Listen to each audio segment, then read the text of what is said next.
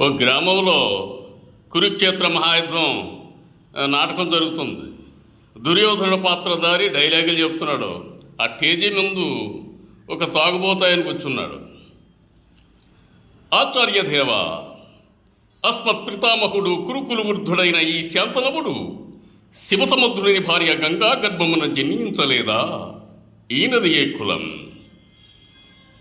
ఏంటండి మీ తాతగారు గంగమ్మ గారు అబ్బాయా?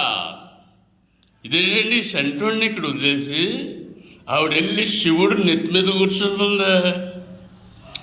శాస్త్రబీజ ప్రాధాన్యముల చేత శంకరమైన మా కురివంశం ఏనాడో కులహీనమైనది కాగా నేడు కులమని దీర్ఘవాదమెందులకు. దుర్యోధనుడు,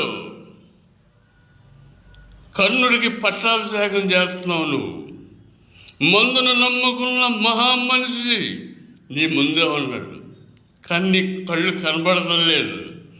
మీది జనాలి మాది జనాలి అని మీరు ముద్దులెట్టేయకుండరా?